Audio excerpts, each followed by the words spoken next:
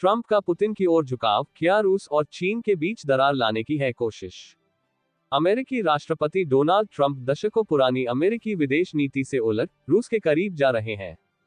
Ukraine में छिड़ी जंग के रोकने के मुद्दे पर भी ट्रंप पुतिन के साथ खड़े दिख रहे हैं। वे यूक्रेन के राष्ट्रपति वोलोदिमीर ज़ेलेंस्की पर रूस की कड़ी शर्तों को मानने के लिए दबाव डाल रहे हैं। सच्चाई तो यह है कि हमला करने वाला देश रूस है। डोनाल्ड ट्रंप ने अपने यूरोपीय सहयोगियों से भी कहा है कि अमेरिका उनकी हिफाजत के लिए मदद जारी रखेगा, इस उम्मीद में न रहें। क्या अमेरिका एक बड़ी नई रणनीति पर काम कर रहा है? क्या ये रूस को चीन से दूर करने की एक बड़ी योजना का हिस्सा है, या ट्रंप का व्यवहार सिर्फ उनकी निजी पसंद और पुतिन के साथ उनकी करीबी का नतीजा है? ट्रंप प्रशासन कैसे ले रहा है रूस का पक्ष? रूस को लेकर सबसे बड़ा बदलाव 12 फरवरी को देखने को मिला, जब ट्रंप ने राष्ट्रपति पुतिन के साथ 90 मिनट तक फोन पर बात की। इसके बाद उन्होंने यूक्रेन के राष्ट्रपति वोलोदिमीर ज़ेलेंस्की पर शांति समझौते पर सहमत होने के लिए दबाव डाला और अमेरिका की ओर से बिना कोई सुरक्षा गारंटी दिए यूक्रेन के इलाके को रूस के हवाले करने की अपील की। राष्ट्रपति पुतिन से फोन पर बातचीत के बारे में उन्होंने कहा, हम एक साथ बहुत करीबी से काम करने पर सहमत हुए, इसमें एक दूसरे देशों की यात्रा करना भी शामिल है। ट्रंप ने यह भी कहा कि जंग के बाद यूक्रेन नेटो का सदस्य नहीं बन पाएगा। पिछले अमेरिकी राष्ट्रपति जो बाइडेन ने इसका वादा किया था, लेकिन रूस ने तीखा विरोध किया था। तब से ट्रंप ज़ेलेंस्की को निकम्मा और तानाशाह तक कह चुके हैं। व्हाइट हाउस में जो नोकझोंक दोनों के बीच हुई, उसे सारी दुनिया ने देखा। व्हाइट हाउस की बैठक के दौरान ट्रंप ने कहा कि यूक्रेन को जंग शुरू ही नहीं करनी चाहिए थी। ऐसी ही टिप्पणी पुतिन भी एक बार कर चुके हैं। ट्रंप ये भी कह चुके हैं कि अगर यूक्रेन में जंग खत्म होने के बाद वहां शांति सेना तैनात होती है तो अमेरिका उसमें यूरोप की कोई मदद नहीं करेगा। रूस ने यूक्रेन में पश्चिमी सेनाओं की तैनाती के विचार को सीधे खारिज कर दिया है। यूक्रेन जंग शुरू होने की तीसरी वर्षगांठ पर संयुक्त राष्ट्र में हुई वोटिंग में भी अमेरिका ने रूस का पक्ष लिया था। अमेरिका ने इस दौरान रूस की निंदा करने से इनकार किया था। क्या अमेरिका रूस को चीन से दूर करने के लिए ऐसा कर रहा है? यूरोपीय सहयोगियों से दूर होते और रूस की ओर बढ़ते झुकाव वाले ये कदम अमेरिका की 80 साल पुरानी विदेश नीति से पटलना है। हालांकि यह अभी भी साफ नहीं है कि क्या ये विदेश नीति की नई रणनीति है। 25 फरवरी को अमेरिकी विदेश मंत्री मार्को रूबियो ने कंजर्वेटिव न्यूज वेबसाइट ब्रेटबार्ट से कहा कि राष्ट्रपति डोनाल्ड ट्रंप और उनका प्रशासन रूस और चीन के बीच संबंधों को कमजोर करना चाहते हैं। उन्होंने कहा, मुझे लगता है कि रूसी लोग हमेशा के लिए चीन का जूनियर पार्टनर नहीं बनना चाहेंगे। ऐसे में जो भी चीन कहेगा वो उन्हें करना पड़ेगा। मुझे नहीं लगता कि रूस के लिए ये ठीक है। ये अमेरिका या यूरोप या दुनिया के लिए भी कोई अच्छी बात है। उन्होंने कहा कि यह अमेरिका के लिए खतरनाक होगा, क्योंकि आप ऐसी दो परमाणु महाशक्तियों के बारे में बात कर रहे हैं जो अमेरिका के खिलाफ एकजुट हैं।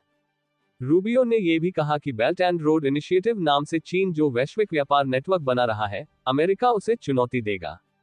चीन ने रूबियो की टिप्पणी पर तीखी प्रतिक्रिया दी है। चीन के विदेश मंत्रालय प्रवक्ता लिन जियान ने कहा, चीन और रूस के बीच दरार डालने की अमेरिका की कोशिश विफल होने को अभिशप्त है। चीन और रूस के पास विकास की दीर्घकालिक रणनीति है। जिस रणनीति की बात रूबियो कर रहे हैं उसे सोवियत संघ के जमाने में पूर्व अमेरिकी राष्ट्रपति रिचर्ड निक्सन भी अपना चुके हैं। उनकी कोशिश भी चीन और यूएसएसआर को अलग करने की थी। निक्सन ने रूस को अलग थलग करने के लिए चीन से संबंध स्थापित किए। ट्रंप रूस के साथ करीबी संबंध बनाकर चीन को अलग थलग करना चाह रहे हैं। टिप्पणीकारों ने इसे रिवर्स निक्सन या रिवर्स किसिंजर प्लान बताया है। अपने राष्ट्रीय सुरक्षा सलाहकार हेनरी किसिंजर की सलाह पर निक्सन ने 1972 में चीन के साथ एक समझौते पर हस्ताक्षर किए थे। इस समझौते में अमेरिका के खिलाफ दोनों साम्यवादी देशों की एकजुट आक्रामकता को समाप्त कर दिया था। अमेरिकी think tank council for foreign relations का कहना है कि रूबियो की योजना से ऐसा लगता है कि व्हाइट हाउस और इसमें मौजूद चीन के कट्टर विरोधी चीन को दुनिया से अलग थलग करने और उसके बढ़ते वैश्विक प्रभाव को कम करने के लिए रूस के साथ मिलकर काम कर सकते हैं। लंदन स्कूल ऑफ इकोनॉमिक्स में गेस्ट प्रोफेसर क्लाउस विली कहते हैं, अमेरिका नहीं चाहता है कि रूस चीन के लिए कच्चे माल का एक उपनिवेश बन जाए। इसका मतलब होगा कि वे चीन को अपने संसाधन सस्ते दामों में बेचेंगे, जो चीन को अमेरिका पर बढ़त दे रहा है। हालांकि ब्रिटेन स्थित international institute for strategic studies से जुड़े डॉक्टर डाना एलन का कहना है कि इसकी कम संभावना है कि ट्रंप इस रणनीति का पूरी ताकत से समर्थन करेंगे। उन्होंने कहा, ये ट्रंप के विचार से अलग नहीं है और हो सकता है कि वह इसे संभव माने, लेकिन यह विचार मार्को रूबियो और विदेश नीति के अन्य पारंपरिक रिपब्लिकन शख्सियतों की ओर से आया है और वे व्हाइट हाउस की उस टीम में नहीं है जो नीतियां बना रही है। क्या रिवर्स किसिंजर रणनीति काम करेगी? रूस और चीन को अलग करने के लिए अमेरिका को कड़ी मशक्कत करनी पड़ सकती है। साल 2022 में यूक्रेन पर हमले के ठीक पहले दोनों देशों ने अंतहीन दोस्ती की घोषणा की थी और उसके बाद से ही दोनों देशों के बीच व्यापार संबंध में उछाल आया है। चीन कमोबेश रूसी कच्चे तेल का सबसे बड़ा खरीदार है। उसने 2024 में $62 अरब का रूसी कच्चा तेल खरीदा। साल 2021 में चीन इसका 1/3 ही तेल रूस से खरीदता था। यूक्रेन पर हमले के बाद पश्चिमी देशों ने रूस के तेल पर प्रतिबंध लगा दिया, जिसने चीन को रूस से और अधिक तेल खरीदने का मौका दिया। दूसरी ओर रूस की कंप्यूटर चिप जैसे हाई टेक उपकरणों की जरूरत पूरी करने के लिए चीन एक मूल्यवान सहयोगी के रूप में मिला है। अमेरिका एंटरप्राइजेज इंस्टीट्यूट और कार्नेगी एंडावमेंट फॉर इंटरनेशनल पीस जैसे अमेरिकी थिंक टैंक की रिपोर्टों का कहना है कि रूस जो कंप्यूटर चिप्स आयात करता है उसका एक बड़ा हिस्सा चीन से आता है।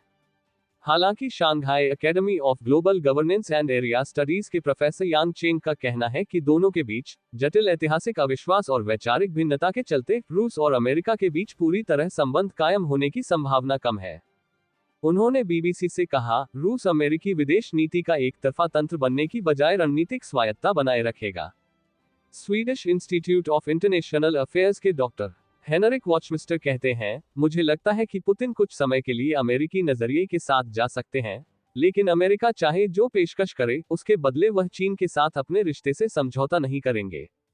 उन्होंने कहा, संसाधनों के मामले में रूस और चीन स्वाभाविक सहयोगी हैं, जबकि रूस और अमेरिका के साथ ऐसा नहीं है। तेल और गैस के व्यापार के मामले में वे एक दूसरे के प्रतिद्वंद्वी हैं। क्या निजी कारणों से ट्रंप रूस का पक्ष ले रहे हैं? डॉक्टर एलन का कहना है कि रूस और पुतिन का पक्ष लेने का कारण ये नहीं है कि ट्रंप की मंशा कूटनीतिक रणनीति की है, बल्कि यह बहुत ही निजी है और यह उनके पहले कार्यकाल से ही है। चुनाव प्रचार अभियान में हस्तक्षेप को लेकर रूस पर आरोप लगे थे। ट्रंप और उनकी टीम पर रूस के साथ मिलीभगत करने के आरोप लगे थे। व्हाइट हाउस में ज़ेलेंस्की के साथ हुई हालिया बैठक में ट्रंप ने पुतिन के बारे में कहा था, मैं उन्हें लंबे समय से जानता हूं। रूस के बारे में दुष्प्रचार से हम दोनों को एक साथ गुजरना पड़ा। डॉक्टर एलन के अनुसार ट्रंप खुद को पुतिन जैसी हालत में ही देखते हैं, प्रतिशोध का सताया हुआ। लंदन स्कूल ऑफ इकोनॉमिक्स के प्रोफेसर विली कहते हैं, हमें पता है कि ट्रंप और पुतिन के बीच अच्छे संबंध हैं। ये तब से है जब उन्होंने वहां मिस वर्ल्ड प्रतियोगिता कराई थी और उनके रियल एस्टेट परियोजनाओं में रूस ने बड़े पैमाने पर धन लगाया, जिसकी वजह से वह फले फूले। रूस के साथ उनका हमेशा से अच्छा अनुभव रहा है।